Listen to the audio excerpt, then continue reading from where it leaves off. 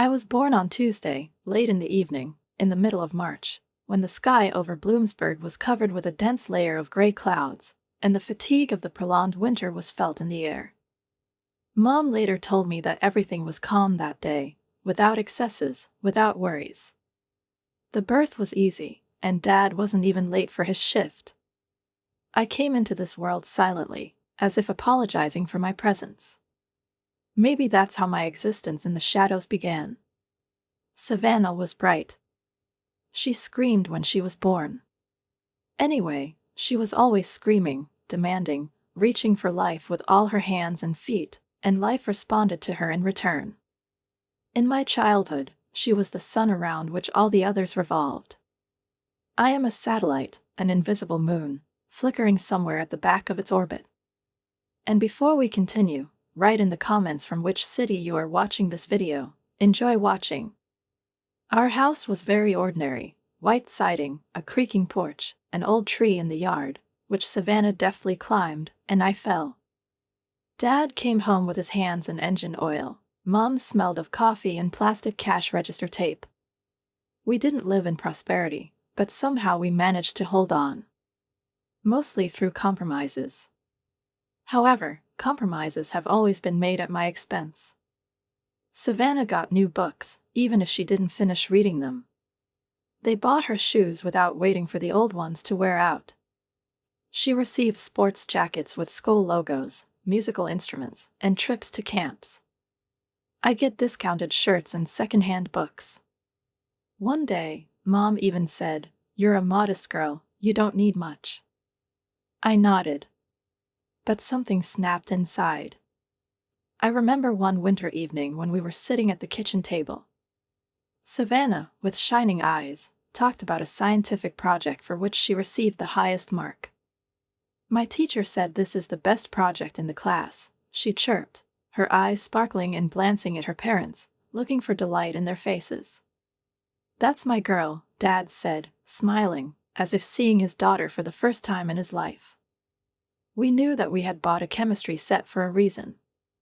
"We'll buy you everything you need, honey," Mom nodded, putting her hand on Savannah's arm. I was sitting across from him, picking at a piece of casserole with a fork, feeling the familiar lump growing inside. I got an A too. In math, I whispered. No one reacted immediately.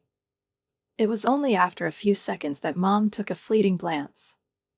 "That's good, Caitlin. Keep up the good work." Without a smile. Without a spark. It's like I just checked in the protocol and now I can be free. At Christmas, there were neatly wrapped presents under the tree. Big, shiny, with bright bows, almost all with Savannah's name on them. I knew I was going to get it. A book, perhaps. Socks. Something practical. And so it turned out, a tattered novel and a pack of white t-shirts. And Savannah screamed, tearing open the wrapper with a new phone and rainbow headphones. "Thank you." "Thanks," she screamed, rushing to her parents. "Well, isn't it lovely?" Mom said, beaming. Dad just nodded silently, but I could see the pride in his eyes. They looked at her as if she was a miracle they had succeeded in. I said, "Thank you," hiding my disappointment behind a smile, and returned to my thoughts. Sometimes it seemed that I was growing up among the shadows, invisible, transparent. The only one who seemed to really see me was Aunt Nancy. She came sometimes on weekends, bringing small boxes, a chocolate bar, a notebook with colored pages, a cheap but beautiful hairpin. Always just for me. These moments were as precious as raindrops in a drought. Her voice was warm, and her eyes were looking at me, not through me. One day I was coming home from school and I heard screams from the kitchen. The voices were loud and sharp. "Joel, you can't keep doing this." It was Aunt Nancy, her voice firm and trembling with indignation. "You're ignoring Caitlin. She's not like Savannah," Dad said sharply. "She has no ambitions. She's just another." That's no reason to pretend that she doesn't exist. Nancy's voice was shaking. I stood in the hallway, holding my breath. His father's words struck at his heart like icy arrows. Then Aunt Nancy came out and saw me. Our eyes met. She wanted to say something, but only lowered her eyes. From that day on, she was no longer in our house. When Savannah left to study at the university in Philadelphia, she was seen off like a princess. Hugs, photos, suitcases full of new clothes. Mom was crying. Dad hugged her tightly. I stood aside. The next day they gave me a couple of old suitcases and said, "You're an adult now. It's time to start your life. No fuss." Without tears. I rented a tiny room with 2 girls in Pittsburgh. We lived in a basement, the ceiling was low, the walls were gray, and only steps and trash cans could be seen from the window. Lexi called it a dungeon. But I was breathing freely in this dungeon. We lived poorly, but together. We shared everything: food, soap, even socks. We worked part-time wherever we could, laughed at night, and had parties with tea and an old record player. Sometimes I thought of home, Savannah, Mom, Dad. But more often, I tried not to think. I started living anew. Away from the sun, but under its own sky. From the moment I moved into my small, damp room on the outskirts of Pittsburgh, every day of my life has been a marathon. I woke up before dawn, when the city was just beginning to yawn and toss in my sleep. Cracked linoleum crunched underfoot, the light of a street lamp flickered in the window, and my heart was thudding in my chest, tuning in for another battle. I worked at the Big Jim's diner in the mornings. The coffee maker hummed, the grill hissed, and it smelled of burnt toast and fat. I was wearing a uniform with my name embroidered on it, Kate. Even here, I was circumcised, reduced beyond recognition. I brought scrambled eggs to customers, wiped the tables, and dodged the cook's irritated shouts. When someone tipped more than $1, I felt almost rich. After the snack bar, I ran to my second job, to a small bookstore called Old Tom. This place was another world. Quiet, smelling of paper and dust. I sorted books, arranged new items, and answered customer questions with a smile. Sometimes, when no one was there, I would touch the spines of books as if they were living beings, and imagine how one day I myself would sit at a table surrounded by laws and justice, like a real lawyer. I've been saving up. Slowly, bit by bit. I denied myself coffee, did not allow an extra bus ride, I walked. Every dollar I saved was a drop in the piggy bank of my dreams. I believed that one day I would get out of the semi-darkness, from dusty bookshelves and sooty kitchens, and find myself in a large hall full of light and knowledge. But life, as always, came without warning. It started unnoticed. One morning I woke up with a slight ache in my body and a stuffy nose. I thought it was fatigue. I was weak in the evening, but I wrote it off for the shift. The next day, I could barely stand on my feet, and then the temperature jumped to 39, and everything started spinning. "Caitlin?" Lexi's voice broke through the fog. "God, you're burning up. Why didn't you tell me?" I was lying wrapped in an old blanket, shivering and sticky with sweat. "I thought it would pass," I whispered, clutching the edge of the pillow. "You need a doctor. Right now." "No. I cannot. I don't have insurance. I can't afford the clinic." "There's one," Lexi interrupted, already pulling out her phone. "They take payment based on income. You will go. It's not up for discussion." I didn't resist. I just didn't have the strength. It was as if I had been squeezed out, drop by drop, until there was nothing left but emptiness. The clinic was gloomy, with peeling walls and plastic chairs that seemed to remember Reagan. We waited in line for almost 3 hours. There were people around, coughing, tired, withdrawn. When I was finally called, the doctor, a gray, haired man with tired eyes, quickly examined me, listened to my heartbeat, wrote out a prescription and said, "Virus. You need a lot of water, medicine, and rest. You need to rest up, preferably for at least a few days." I laughed. At first it was quiet, then bitter and loud. "I don't have time for this, doctor." He just looked at me wearily, shrugged his shoulders and added, "Then get ready that things can only get worse." When we got home, I went to bed with a bag of frozen vegetables pressed to my forehead instead of a hot water bottle. The pills melted bitterly on my tongue, but the weakness wouldn't go away. I counted everything, the remaining savings, the cost of medicines, missed shifts, and the rent. Everything was collapsing like a house of cards. I couldn't handle it alone anymore. I swallowed my pride, clicked on contacts and selected a number that had almost been erased from my memory. "Mom?" My voice was hoarse, almost childish. "This is Caitlin." "Caitlin?" The surprise in her voice was almost physical. "Are you okay?" "Not really, it's hard for me. I got sick. I'm not coping. Can I come to your place?" "Just for a while, until I get back on my feet." There was silence.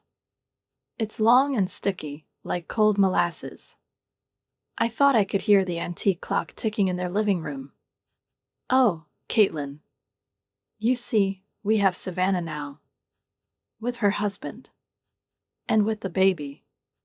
They've taken your room. We just don't have the space." The words dug into my heart like splinters. "Maybe on the couch at least?" "I won't be long, really." Another pause.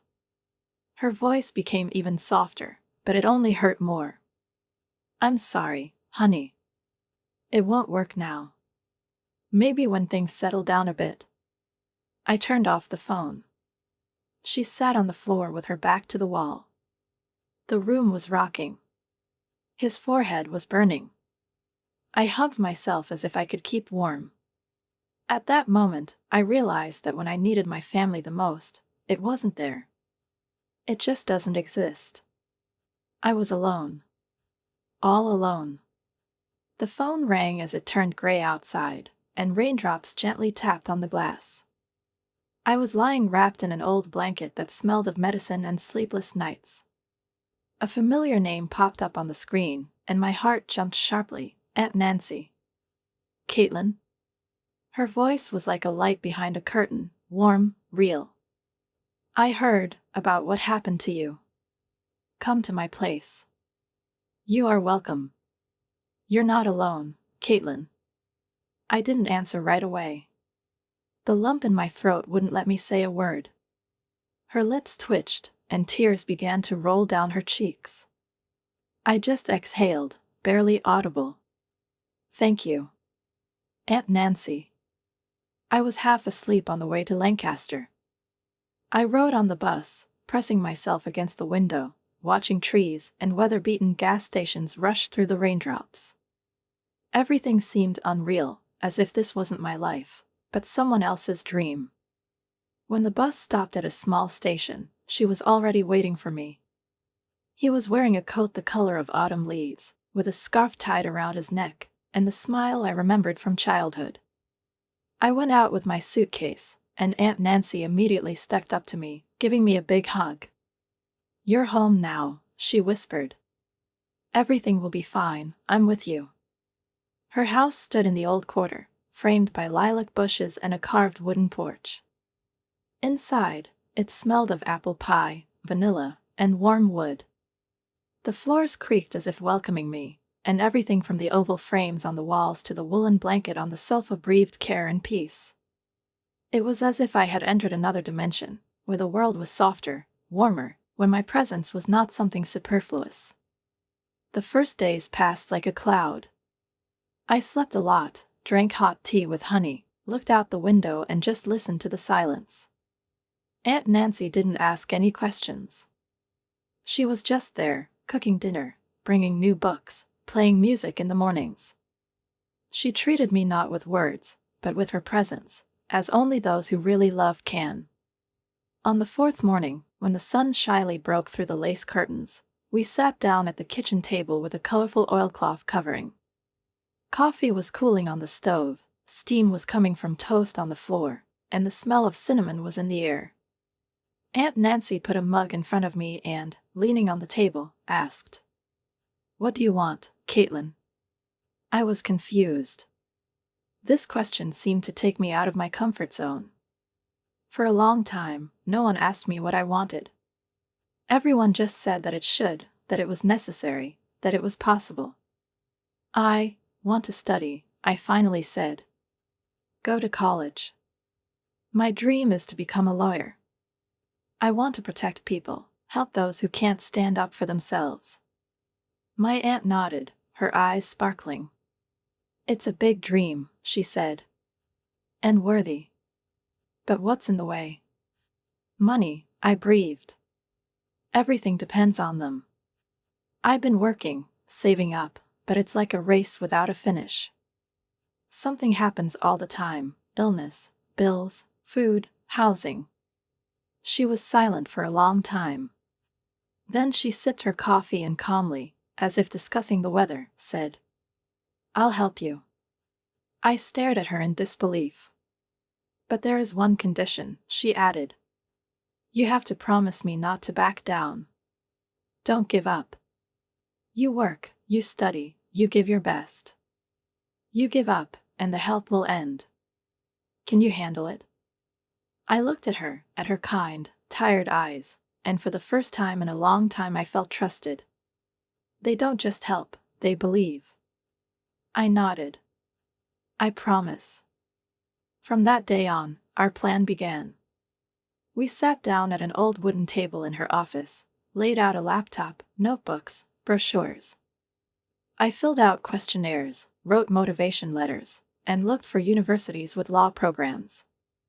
In the evenings, Aunt Nancy would make us herbal tea, sit next to us, and read aloud funny stories from old magazines to allay my anxiety. As the days passed, my desire grew stronger. I wasn't just dreaming, I was working. As I walked forward, something new blossomed inside me with every step. Confidence. Hope.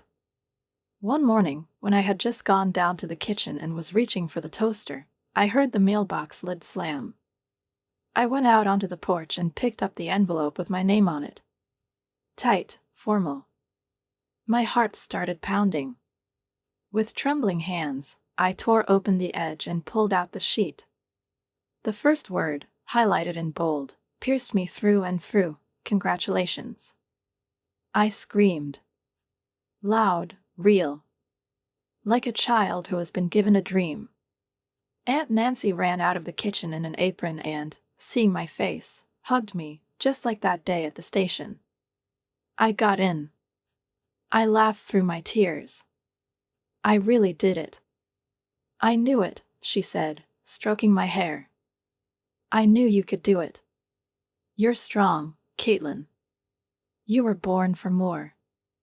And at that moment, I believed it. For real. When I first entered the university building, the high arches of the hall seemed like a temple to me. Everything was new, alien, and at the same time excitingly possible. Stone stairs with polished steps, the resonance of footsteps in the corridors, the smell of old books, coffee, and ambition. I absorbed every sound, every look, as if I was afraid that it might all be a dream. But it wasn't a dream. That was my reality. Long-suffering, long-awaited, and incredibly fragile. It was difficult to study. It's not just difficult, it's exhausting. My schedule was bursting at the seams from the number of lectures, seminars, and nights with textbooks. I wrote term papers, memorized laws, analyzed cases, argued myself hoarse in seminars, proving my point. Sometimes I just wanted to shut the hell up and hide under the covers. But every time my hands dropped, I remembered Aunt Nancy's look, her voice. "You'll do fine, Caitlin. You're made for this." She wrote me notes, leaving them on the fridge. "You're shining, or good girl, I believe in you." Sometimes she brought a thermos of tea and her favorite sesame crackers to the library. It was the little things, but they were the ones that kept me afloat when the storm of fatigue was raging inside. In my sophomore year, I learned that an internship had been opened at one of the most respected law firms in Harrisburg, Freeman and Hollis. The competition was tough, hundreds of applications, tough interviews, and test assignments. I barely slept, got ready, edited my resume 10 times, and polished every word in my motivation letter. When they called me back and said, "Caitlin, we're happy to accept you for an internship," I froze. Only then did I realize that I was crying. The office was located in a high-rise building with panoramic windows reflecting the sunset. Inside, glass, wood, metal. Everything is strict, restrained, expensive. My workplace is by the window, next to the archive. That's where I immersed myself in the world of contracts, court decisions, and endless legal norms. My handler, Mr. Freeman, was a legend. Tall, gray-haired, with a sharp profile and a voice that made the walls straighten. He was known for his demanding attitude and dislike of praise. The interns were afraid of him. I respected him. For the first few weeks, he barely paid attention to me. Sometimes he threw, "Bring up the Thompson case or compare it to the Lynch versus State decision." I worked silently, quickly, carefully. When he saw my reports, he nodded and that was it. No well done, no good, no thank you. Just a nod. But I didn't give up. One day, I was assigned to process the materials in a case of a violation of the terms of the lease. I sat over my paperwork until 9 o'clock in the evening. The others had already left, the corridors were empty, and the office was silent. Only the lamp above my desk cast a yellow patch of light. He came over when I was just making notes in the last paragraph. "You never go home?" "What is it?" he asked, standing behind me. I turned around. "I want to finish this case. I think we missed an important detail in the contract. There's a clause with wording that can change the client's position." He raised an eyebrow. Then he sat down in the chair opposite and said, "Show me." I spread out the papers, pointed to the disputed point, explained my train of thought, and drew a parallel with a precedent from the practice of the Supreme Court. He listened in silence, and then asked a few clarifying questions. We sat there for over an hour. We discussed, argued, analyzed. When I finished, he picked up a pen, ticked the box, and leaned back in his chair. "You're doing great, Caitlin. You have a talent. Clean, precise, with a sharp mind." It took me a moment to understand what he said. And only when he got up and left, I remained sitting with a dull surprise and warmth spreading inside. The praise from Mr. Freeman is like a medal for bravery. Since then, he started asking for my opinion more often. He gave me more work. Included in discussions with other lawyers. And I just tried even harder. I felt like I was growing up. With every task, with every case. I came to the prom in a black robe, with a square cap, on which Aunt Nancy hand-embroidered a small silver letter L, lawyer. She was sitting in the front row, wearing a light-colored dress and a hat that she had worn at her sister's wedding. Her eyes were shining, and she had a handkerchief in her hand. When I was called on stage, she stood up and applauded, not hiding her tears. I saw her whispering, "You did it, baby. I'm so proud of you." And at that moment, I realized that I was standing on top of a mountain that once seemed impossible to conquer. And everything that was behind was worth it. Every step. Every sleepless night. Every tear. Because I was there. I got up. And I'll never come down again. After graduation, everything suddenly became real. I had a job to do. She was real, serious, with an office, even if it was tiny, but with her desk, phone, and a chair that I wasn't afraid to sit on. I went to meetings in suits that I had only seen in shop windows before, sorted out cases, signed documents, and, most importantly, I felt like I was finally standing on solid ground. Barclay and Partners was known for its cold professionalism and impeccable reputation. They didn't smile for nothing, they didn't praise for no reason. But I liked it. There was honesty in that. If you're here, then you deserve it. I worked late, delved into things, brought home piles of papers, looked for precedents, built arguments, honed my style, word by word, like a jeweler cutting a stone. It was on one of these evenings, when I was sitting in the kitchen with a cup of cold tea and papers spread out on the table, the phone rang. The hospital's number appeared on the screen. "Caitlin Brooks?" "What is it?" asked the voice on the other end of the line, polite and well-trained, which immediately made my chest tighten. "We're calling about your aunt, Nancy Brooks. Her condition is serious. We advise you to come as soon as possible." I don't remember how I got to the hospital. She seemed to be calling a taxi, buttoning her coat with trembling hands. The world went quiet. Everything was a blur: traffic lights, buildings, people's faces. It was empty and scary inside. Nancy was lying in a hospital bed, under a white blanket that seemed too thin for her fragile body. The floor drip was dripping to the beat of my heart. Her eyes were closed, her lips slightly parted, and her face was pale, but it hadn't lost the gentle severity I loved so much. "Aunt Nancy," I whispered, sitting down next to her and taking her hand. Her fingers curled weakly, as if responding to my touch. She opened her eyes, slowly, with an effort, and smiled, faintly, but warmly. "You did it," she breathed. "Good girl." I knew it. I nodded, and tears rolled down my cheeks, making wet trails across my skin. "I'm here. I'm near. Everything's going to be fine," I muttered, trying to hold back my sobs. "I left you a house." Her voice was barely audible, like the wind in the grass. "He's yours now, Caitlin. You deserve it." I couldn't say anything. I just kept holding her hand, silently, while everything was falling apart in my soul. She left that night. Quietly, almost imperceptibly, as always, she lived, without pathos, without words. Only the light outside the hospital room windows suddenly became clearer. And the sky seemed to become empty.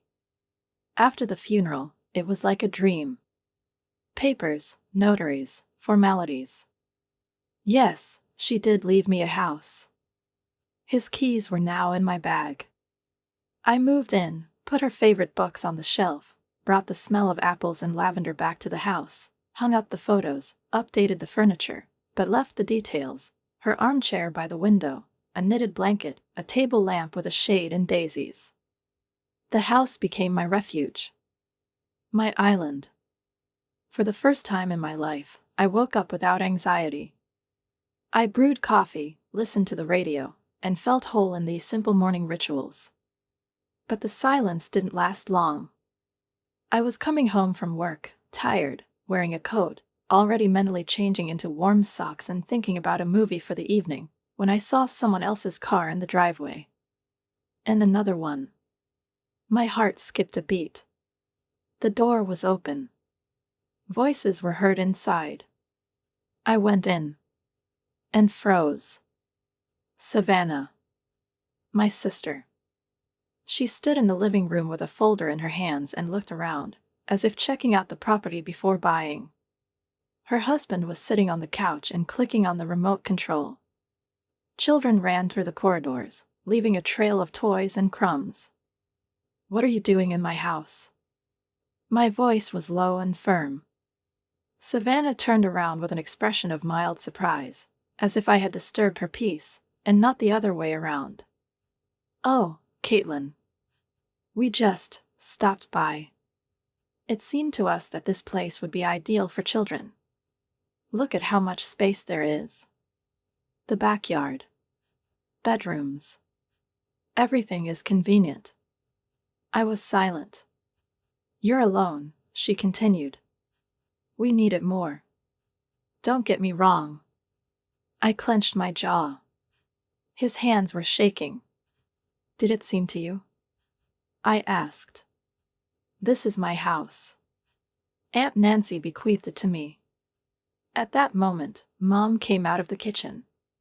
He holds a cup of tea in his hands. Caitlin, honey. You know that. Savannah is with the kids. They need a place. Space. And you can easily settle down somewhere smaller. You've always been so independent. Think about your family, Savannah added softly. Almost reproachfully. I was silent. A few seconds. My head was spinning with memories, one after another. How I asked for shelter when I was sick, how I lived in a damp room, how I worked 2 jobs just to survive. And not once, did any of them extend a hand. Where was this family when I was shivering under a blanket with a fever? I said. Where were you when I didn't have enough for food? When did I just ask for a corner? You turned away. And now they've come for my house. Mom lowered her eyes. Savannah's husband stood up, pursing his lips. This house is not a toy. It's a memory. This is love. It's a concern. This is my life. He is mine, and you will leave. Right now. For the first time in my life, I spoke calmly. Without shouting. Without hysteria. Just with dignity. They looked at me in silence. A few moments later, I saw in their eyes, they understood. I'm no longer that girl who could be forgotten in a corner. Okay, Savannah said, smiling tightly. If that's what you think. It is, I replied. And this is final. When the door closed behind them, I was standing in the middle of the living room, alone. My heart was pounding loudly, but it wasn't from fear anymore. From freedom. From the feeling that now everything is truly mine. It turned out to be a tiring day, long meetings, arguments at the round table, cold coffee, which I still did not have time to finish, and endless revisions to the contract that we had been working on for the last 3 days. By 7 in the evening, I finally left the office and, tying my hair into a careless knot, rushed home. The house that was not just a place for me, it was a shelter, a symbol of everything that I had won back from life. I rode in a taxi and imagined turning on my favorite lamp by the armchair, changing into a soft sweater and putting water on tea. I'll probably even arrange something like a holiday for myself. Warm socks, a TV series, a silent phone and silence. But when I pulled up to the house, my heart sank. There were 2 cars in the driveway. I recognized one of them, my son-in-law's dark gray SUV. There was a child's toy lying by the porch, a plastic truck, as if it had been accidentally dropped on the run. The curtains in the living room were open. The light was on inside. I went to the door, inserted the key, and couldn't turn it. The lock has been replaced. I pulled back. She looked at the key, then back at the keyhole. I checked it again.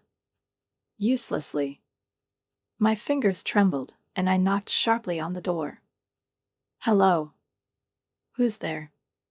I called, my voice harsh, like a naked nerve. Footsteps sounded from inside, then the door swung open. Savannah was standing in the doorway. In comfortable home clothes, with her hair pulled back in a ponytail, she was holding her youngest child in her arms. Silhouettes flashed behind her, her husband, children. Someone was sitting at a table, someone was passing by. Why are you shouting like that, Caitlin? What is it? She asked with feigned surprise, as if I had come uninvited to someone else's party. What's going on? Why won't the lock open? I couldn't contain my anger. What are you doing here anyway? Savannah shrugged her shoulders. We decided that moving was the most sensible thing to do. We're better off here. There's more room. And you're alone. She's always busy anyway. You changed the locks. I could hardly believe my ears. Of course. Safety. Kids, you know. Anyway, you can probably already live somewhere simpler. You're doing it yourself. And we need it more.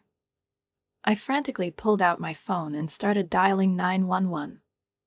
The voice of Savannah's husband, Derek, came from behind her. He came closer, his face tense. "I'm calling the police," I replied calmly. "You broke into my house illegally and changed the locks. Are you crazy? This is a family matter." He raised his voice. "Stop it. Don't be embarrassed." "No, Derek," I said, holding the phone to my ear. "This is a crime. If you don't cancel the call, you will regret it." His voice became threatening, his gaze heavy. "I'm serious, Caitlin." "Say that again." "You are welcome." I pointed the camera of the phone directly at him. "It's being recorded." He staggered back. Savannah stood in silence, her face darkening. "How can you?" she whispered. "How can I?" I laughed, not cheerfully. "You invaded my house, kicked me out, changed the locks, and now you're threatening me?" "No, Savannah, that's it. Enough." The police arrived about 10 minutes later. 2 officers, a man and a woman, got out of the car with the usual sedateness, like people who have already seen too much. "Good evening, ma'am. Was it you who called?" "Yes. My name is Caitlin Brooks. This is my home. These people broke in here without my permission and changed the locks. I can't get inside." The officers exchanged glances, then turned to Savannah and Derek. "Do you have any documents confirming ownership?" the man asked. "She has," Savannah admitted, nodding in my direction. "But she's our family." "Unfortunately, the law does not make exceptions for family ties," the officer said calmly. "Breaking and changing locks without the owner's consent is a violation of the law."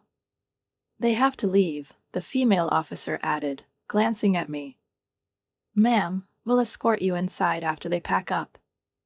I stood on the sidewalk, watching as my parents, because yes, they had arrived too, attracted by the noise, bustled out bags, as Savannah's children whined with fatigue, as Derek glared at me.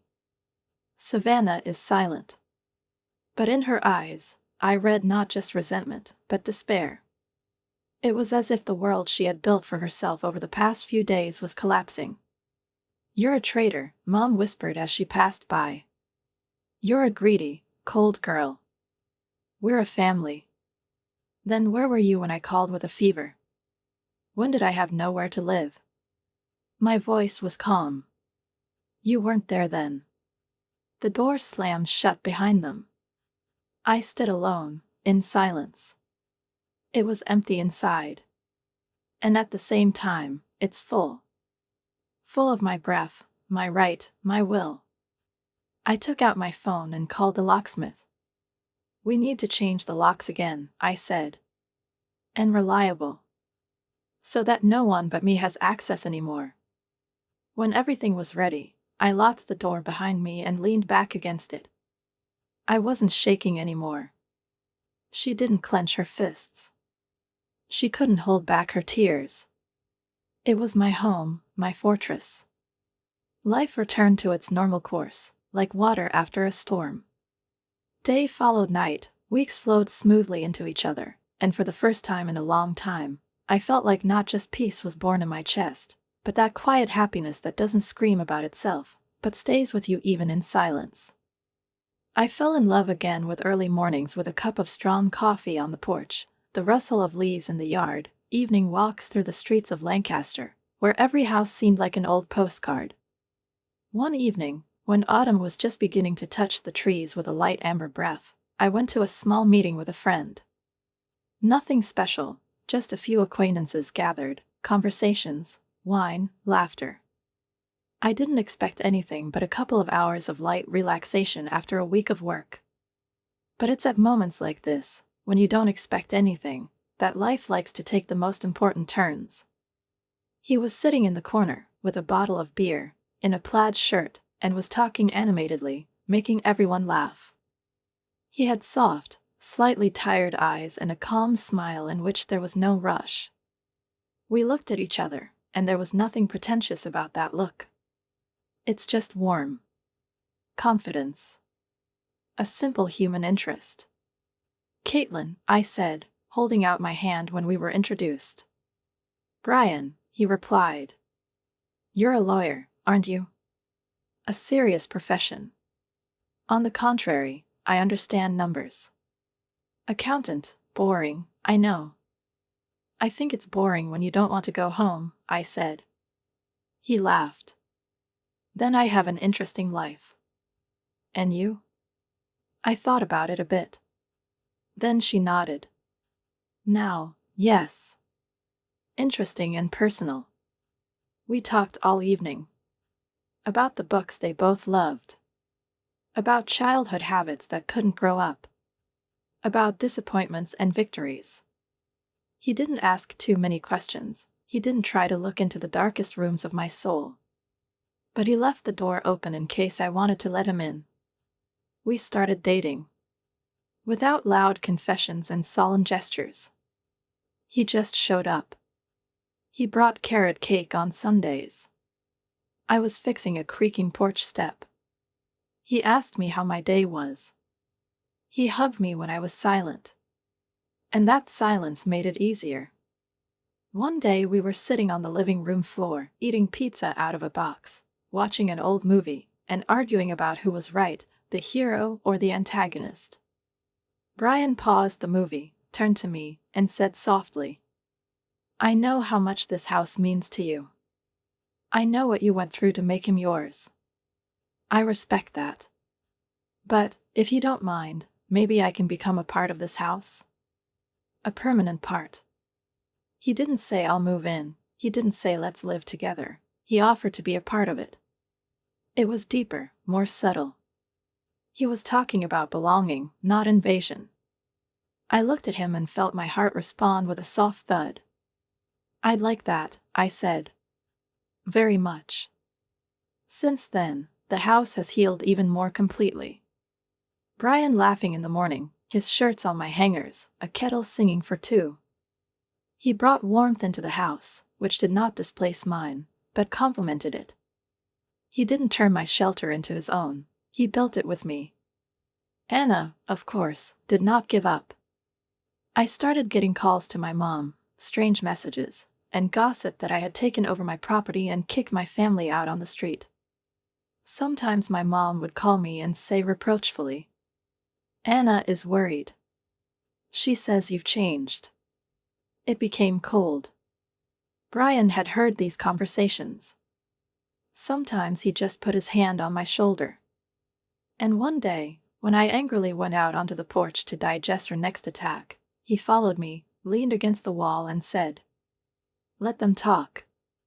Those who truly know you know the truth. And the rest is just the wind. Don't grab onto it, it's not worth it." I hugged him in silence. He was right. And since then, I haven't tried to explain anything anymore.